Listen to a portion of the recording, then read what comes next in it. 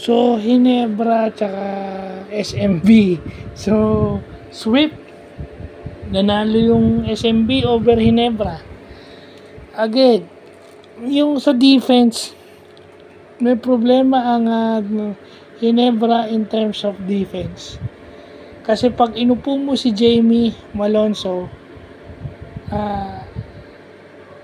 Hinebra was forced to have a 3-point guard lineup or 3 guard lineup. So nagiging small ball sila when Jamie is resting. Yun yung sinasabi ko na bakit kulang sila sa press. Again, pwede na nating sabihin na talagang na-miss nila si Brownlee. Kasi if Twin Towers yun, di ba? Japet and si Stan, yung magiging number 3 mo dun ay magiging yun eh. Brownlee can be yung number 3 o yung number 4 on both ends. Kasi nangyayari sa Hinebra ngayon, sa offense walang problema. Sa defense meron.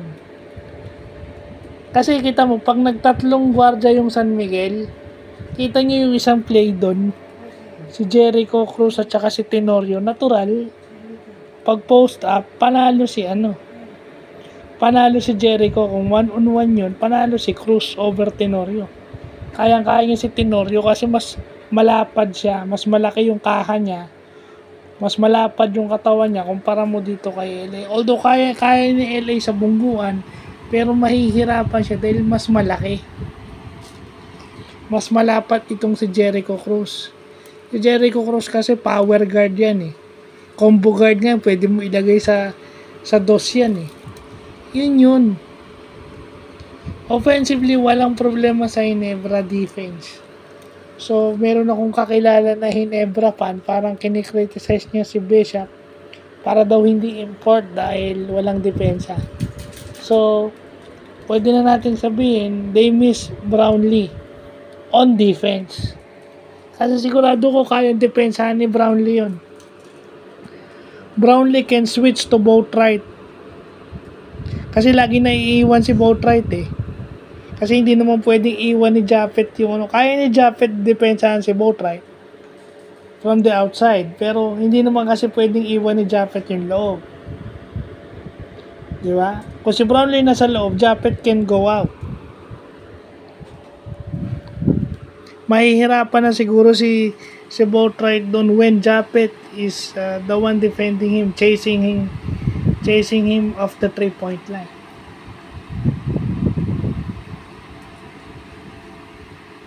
Kasi kailangan tanggalin mo sa 3-point area yung 3-point area yung both right. Sure hole eh.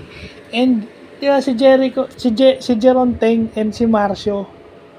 And then si Troliano, yun yung sinasabi ko kulang.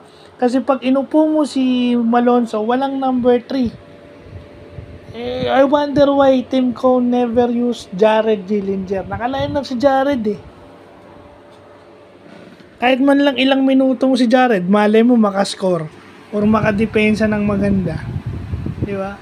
Why not put veterano to si Dillinger, malay mo may kahit sabihin mong ilang minuto lang, di ba? Kasi Jared Dillinger, it's a 3. Natural position niya yung 3. So, pag inupo mo si Jamie, di ba? And yun, di ba? Malaking kawalan din si Jeremiah Gray sa kanila. Kasi pag inupo mo si Jamie, si Maya ipapalit mo or sabay silang dalawa ni Maya. Walang problema yung perimeter defense mo nun. Kasi ang gagawin lang naman nila is tatanggalin nila o padadrive nila si para mapuwersang dalhin mo si Boatwright kay Steve Stan at saka kay Japet.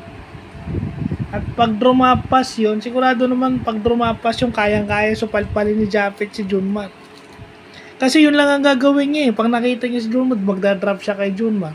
Then pag kumake out siya sa shooter, yung shooter may dedepensang taga Hinebra na magko-close out. So yun ang wala sa Hinebra. Defensively, dun sila nangyari.